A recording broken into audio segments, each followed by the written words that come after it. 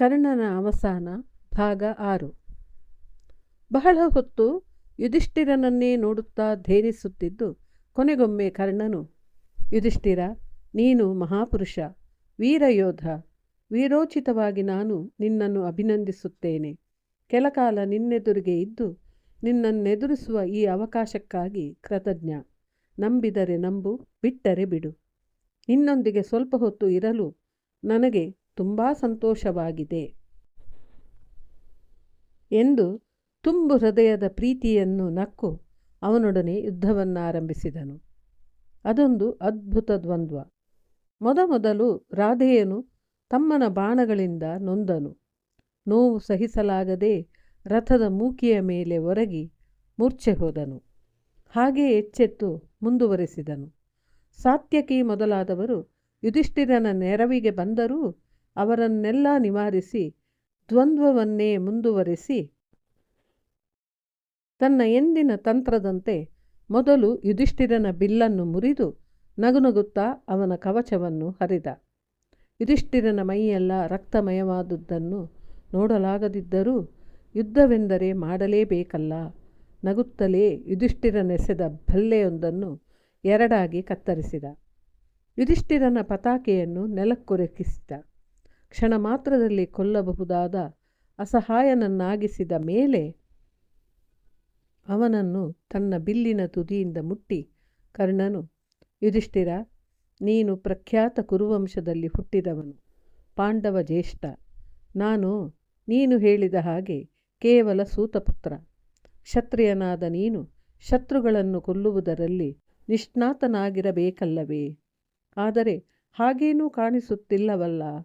ಸ್ವಭಾವದಿಂದ ನೀನು ಬ್ರಾಹ್ಮಣ. ಕ್ಷತ್ರಿಯನಾಗಿ ಹುಟ್ಟಬಾರದಿತ್ತು. ನಿನಗಿಂತ ಮಿಗಿಲಾದ ಶೂರನೊಡನೆ ಹೋರಾಡಲು ಹೋಗಬೇಡ.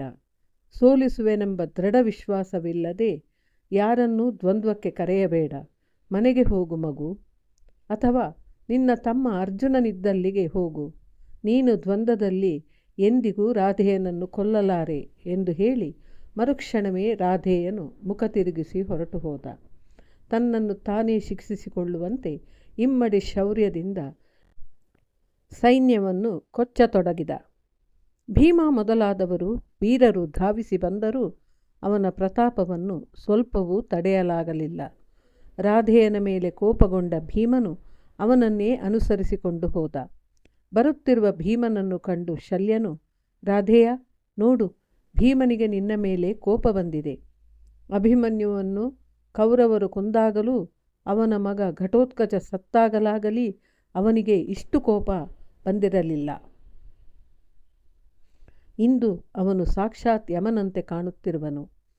ಏನು ಅಚ್ಚರಿಯಾಗ್ತಿದೆ ಅಬ್ಬಾ ಎನ್ನಲು ರಾಧೆಯನು, ಹೌದು, ನಾನು ಅವನ ಅಣ್ಣನನ್ನು ಇದೇ ತಾನೇ ಅಪಮಾನಿಸಿದ್ದೇನಲ್ಲ. ಅದಕ್ಕೆ ಭೀಮನಿಗೆ ಕೋಪ ಬಂದಿದೆ. ಪಾಂಡವರಲ್ಲಿ ಜ್ಯೇಷ್ಠನೆಂದರೆ ಸಾಕ್ಷಾತ್ ದೇವರಂತೆ. ನಿನಗೆ ತಿಳಿಯದೆ? ಪಾಂಡವ ಜ್ಯೇಷ್ಠನು ಇತರ ಪಾಂಡವರ ಪ್ರೇಮ ಭಕ್ತಿಗಳಿಗೆ ಬಾಧ್ಯನಾಗುತ್ತಾನೆ. ಅವನಿಗಾಗಿ ಅವರು ಸಾಯಲೂ ಸಿದ್ಧ. ನಾನೀಗ ಭೀಮನೊಡನೆ ಯುದ್ಧ ಮಾಡುವೆ ಎಂದನು. ಅವರಿಬ್ಬರ ಕಾಳಗವು ಬಹಳ ಹೊತ್ತು ನಡೆಯಿತು. ಕೋಪದ ಭರದಲ್ಲಿ ಭೀಮ ರಾಧೆಯನನ್ನು ಪ್ರಜ್ಞಾಹೀನನಾಗಿಸಿದ. ಅಣ್ಣನನ್ನು ಹೀಯಾಳಿಸಿದ ಅವನ ನಾಲಿಗೆಯನ್ನು ಕೊಯ್ದು ಬಿಡುವೆನು ಎಂದು ಮುನ್ನುಗ್ಗಿ ಬಂದ. ಇದು ಹಿಡಿಸದೆ ಶಲ್ಯನು, ಭೀಮ, ಅವಸರಿಸಬೇಡ. ನೀನು ಮಾಡುತ್ತಿರುವುದು ಸರಿಯಲ್ಲ. ರಾಧೆಯ ನಿನ್ನಣ್ಣನನ್ನು ಅವಮಾನಿಸಿದ್ದಕ್ಕೆ ನೀನು ಅವನನ್ನು ಸೋಲಿಸಿದೆ. ಅಷ್ಟು ಸಾಕು. ನೀನಿನ್ನು ಹಿಂತಿರುಗಿ ಹೋಗು. ರಾಧೆಯನನ್ನು ಕೊಲ್ಲುವುದು ಅರ್ಜುನನ ಕೆಲಸ.